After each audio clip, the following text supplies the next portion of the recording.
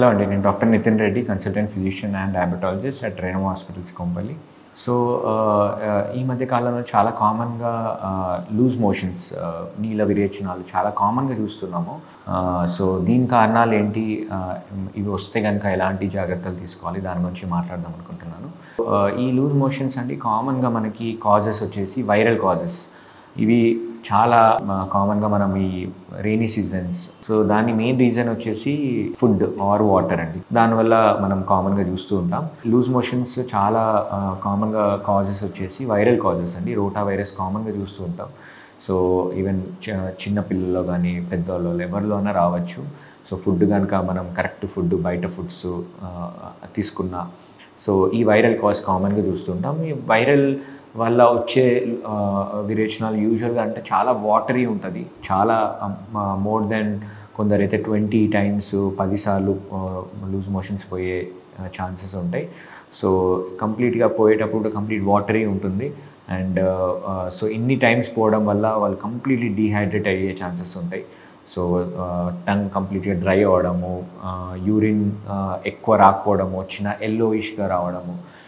ఎందుకంటే complete dehydration వల్ల మన కిడ్నీస్ కొంచెం యూరిన్ ఎక్కువ సెక్రీట్ కాకుండా కాన్సన్ట్రేట్ చేయడానికి ట్రై చేస్తుంది. సో దానివల్ల మనకి ఎల్లో యూరిన్ కానీ, ఫుల్ టంగ్ డ్రై అవ్వడం కానీ, దాహం ఎక్కువ వేయడం కానీ, ఇలాంటి సిమ్టమ్స్ చూడొచ్చు. వీళ్ళలో హై గ్రేడ్ ఫీవర్స్, జ్వరం కూడా వచ్చే ఛాన్సెస్ ఉంటాయి. వామిటింగ్స్ కూడా అయ్యే ఛాన్సెస్ ఉంటాయి.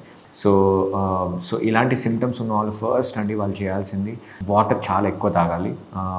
మన వాటర్ కాకుండా ఓఆర్ఎస్ కానీ, ఎలక్ట్రాల్ పౌడర్ అంటాం. సో కోకోనట్ వాటర్, జ్యూసెస్, ఈ వాటర్ ఇంటేక్ అని చాలా ఎక్కువ ఉండాలి. అట్లీస్ట్ ఇట్ డిపెండ్స్ వాళ్ళ వెయిట్ బట్టి అట్లీస్ట్ 5 లీటర్స్ వాటర్ ఇంటేక్ అయితే ఖచ్చితంగా ఉండేది చూసుకోవాలి.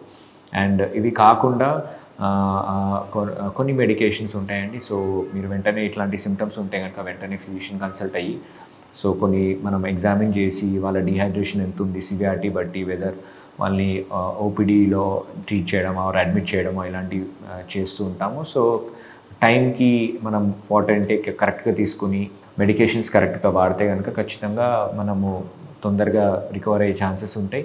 ఈ వైరస్ కాకుండా కొందరికి బ్యాక్టీరియల్ కాజెస్ కూడా ఉంటాయి. టైఫాయిడ్ అని అంటాం, కామన్గా చూస్తూ ఉంటాం. సో వీళ్ళల్లో కామన్గా మనము వామిటింగ్స్, విరేచనాలు, body pains, headache, fever, so ఇలాంటి సిమ్టమ్స్ చూస్తూ ఉంటాం. సో వాళ్ళ symptoms any times loose motions బట్టి వాళ్ళని ఎవాల్యుయేట్ చేసి వాళ్ళ వైటల్స్ చెక్ చేసి, యూజువల్గా అన్నిసారి లూజ్ మోషన్స్ అయినప్పుడు మనకి బీపీ లో అవ్వడం, హార్ట్ రేట్ పెరగడము, హై గ్రేడ్ ఫీవర్స్ ఇలాంటివి కామన్గా చూస్తూ ఉంటాం. సో వాళ్ళని వెంటనే హైడ్రేట్ చేసి ఐబీ ఫ్లూయిడ్స్ కొని ఇచ్చి సిమ్టమాటిక్ ట్రీట్మెంట్, కొందరిలో వైరల్ కాజ్ అయితే సిమ్టమాటిక్ ట్రీట్మెంట్ ఉంటుంది. ఐబీ ఫ్లూయిడ్స్, కొన్ని ఇమ్యూన్ బూస్టర్స్, ఇట్లాంటి టాబ్లెట్స్, ఇంజెక్షన్స్ ఇస్తూ ఉంటాం. సో ఎవరికైతే బ్యాక్టీరియల్ కాజ్ లైక్ టైఫాయిడ్ కానీ, ఇలాంటి మలేరియా కానీ ఇలాంటి ఏమన్నా అనిపిస్తే కనుక దాని రిలేటెడ్ ట్రీట్మెంట్ చేస్తూ ఉంటామండి. సో మోస్ట్ ఇంపార్టెంట్ ఏంటంటే మనం వాటర్ బాగా తాగడము అండ్ బయట ఫుడ్స్, బయట వాటర్, కంటామినేటెడ్ వాటర్ ఇట్లాంటివి తీసుకోకుండా అవాయిడ్ చేయడం చాలా ఇంపార్టెంట్. సో ఈ వైరసెస్ అన్ని కామన్గా ఈ వర్షాకాలంలో కామన్గా చూస్తుంటాం కాబట్టి మ్యాక్సిమం బయట ఫుడ్స్ అవాయిడ్ చేయడం చాలా ఇంపార్టెంట్. అండ్ ఒకవేళ వచ్చినా కూడా వాళ్ళంతరం వాళ్ళు వెళ్ళి మెడికల్ షాప్స్లో కొన్ని యాంటీబయాటిక్స్ చాలా కామన్గా స్టార్ట్ చేస్తూ ఉంటారు. Definitely not recommended. ఎందుకంటే 90% 90 to 95% ఆఫ్ ది కేసెస్ ఈ లూజ్ మోషన్స్ ఉన్న వాళ్ళలో అది వైరల్ కాజే ఉంటుంది. సో వాళ్ళకి యాంటీబయాటిక్స్ అస్సలు అవసరం ఉండదు. సో వాళ్ళ సిమ్టమ్స్ బట్టి వాళ్ళు వెంటనే ఫిజిషియన్ కన్సల్ట్ అయితే కొన్ని ట్యాబ్లెట్స్ ఉంటాయి, అలాంటివి స్టార్ట్ చేసి మనం వెంటనే ట్రీట్ చేస్తే కనుక డెఫినెట్లీ మనం తొందర రికవర్ అయ్యే ఛాన్సెస్ ఉంటాయి. కొందరిలో ఈ లూజ్ మోషన్స్ వచ్చిన వాళ్ళకి కొందరికి బ్లడ్ వచ్చే ఛాన్సెస్ కూడా ఉంటాయి. సో బ్లడీ డయేరియా అంటాం, దాన్ని డిసెంట్రీ అని కూడా అంటాం. సో అలాంటి సిమ్టమ్స్ వస్తే కనుక డెఫినెట్లీ వాళ్ళు వెంటనే కన్సల్ట్ అవ్వాలండి. ఎందుకంటే దానికి అది కొన్ని రేర్ కాజెస్ ఉంటాయి, దాన్ని మనం టెస్ట్లో తెలుసుకోవాలి ఉంటుంది. సో దాన్ని స్టూల్ టెస్ట్ కానీ, కొన్ని కంప్లీట్ బ్లడ్ పిక్చర్ ఇట్లాంటి టెస్ట్లు వెంటనే చేసి, కానీ దాంట్లో కొన్ని ఏమన్నా మనకి పాజిటివ్ ఫైండింగ్స్ ఉంటే దాని రిలేటెడ్ ట్యాబ్లెట్స్ కొన్ని ఉంటాయి. సో అవి స్టార్ట్ చేస్తాం. బట్ వాళ్ళంతరం వాళ్ళు యాంటీబయాటిక్స్ కానీ వేరే మెడికల్ షాప్స్లో ట్యాబ్లెట్స్ తీసుకుని స్టార్ట్ చేయడం అస్సలు కరెక్ట్ కాదు. సో దానివల్ల కొందరికి ఇంకా కాంప్లికేట్ అయ్యే ఛాన్సెస్ ఉంటాయి. సో మేక్ ష్యూర్ ఇట్లాంటి సిమ్టమ్స్ ఏ వచ్చినా కూడా ఫస్ట్ మీ డాక్టర్ని కన్సల్ట్ అవ్వండి.